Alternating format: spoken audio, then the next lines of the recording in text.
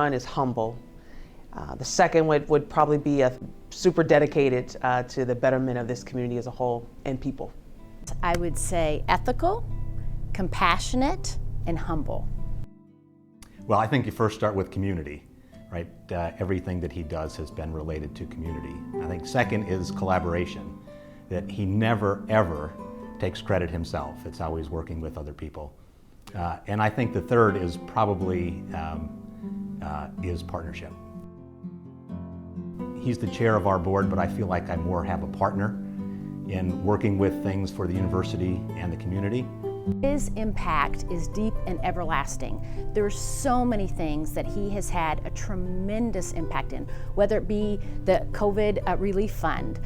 He has a great passion for mental health awareness, definitely suicide prevention, early childhood development, also youth-serving organizations. I mean, the list is endless. Now, whether he's involved publicly or he's there to advise, support, coach, Bob has touched so many projects, initiatives, and people for that matter. He's respected, and therefore when people are called upon to assist Bob in any responsibility, any means, they're happy and willing to participate and support Bob in his endeavors. So I think that the wealth of respect and regard that people have for Bob within our community goes a long way toward the depth of support for him and our community. One of the least favorite things for volunteers to do is raise money. So it was key to identify people around the region that are good at raising money. They could reach out to someone they know that has means and say, hey, we really need $10,000 from you. What we know is the contributions to this fund and the benefit to all these organizations kept doors open, kept services open, kept food on the table for families, kept people in employment. Boys and Girls Club saves lives. I mean, you're an alumni, you've seen the studies that have been published. 57% of alumni of Boys and Girls Club said it saved their life. I'm not sure there's ever been a better fundraiser in the history of the city than Bob Jones. One, Bob is connected to every organization and every institution, not just in our region, but in our state. And Bob has a special knack for being able to really make a sell.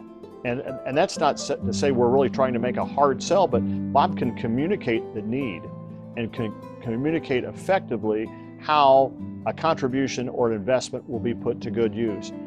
And Bob has told me probably 100 times since I've been in office, if you ever need anything, don't hesitate to call. We did not hesitate to call. Thank you. You all are awesome. And continue to do the great work you do, which I know you will, because that's who you are. We live in a community that works together, that collaborates, that cares for one another so much that this community raised $6 million to provide for and to support individuals in their greatest time of need. And far too often, we do just take for granted those tremendous community assets. I think you can judge the character of a person by how they treat folks who have nothing to offer them. When I was a younger 30-something, trying to make my way in the community of leaders of silver hair and generations above me, I reached out to Bob Jones to be an official mentor, not knowing what this then CEO of Old National Bank would say. And he met with me regularly, and we met at one time in my life in an important transition. We met weekly. Who does that? And he does that with countless folks in our community in ways that he'll never get credit for because he's a selfless leader. He's a humble man, and he's well respected, and that's why I've admire him so much, and have thought of him as a thought partner for many years. Even as my work at the Children's Museum, he was one that I would call on and lean on for advice and guidance, which would only make sense for him to help lead my transition team when that time came. There's a complete revitalization downtown, and it's because of Bob's leadership at Old National Bank. If you look around the community, the bank has been so integrated into everything that's been happening into the community, whether it's the Doubletree Hotel or whether it's the Ford Center. All that was because of the leadership of Bob Jones as the CEO of Old National Bank. But not only being a CEO of a bank, but also making sure that everything that the bank did was related to the community. So there's lots of different aspects, I think, of what's happening downtown that are directly related to the CEO, but also the person that was able to help us get there. He hated it when we had to surprise him, so he had no idea. We had a little ceremony. We worked with Mayor Lloyd Winnicky, of course, is a friend of Bob as well. It was all set, and we were all very anxious because we knew he would be like, "You've got to be kidding me, you named a street." But you know what? He's so deserving. There's not a person that I know that really has had a deeper impact in this community and has touched so many projects and initiatives to allow us to advance as a community, as a business of Old National, as a region for that matter.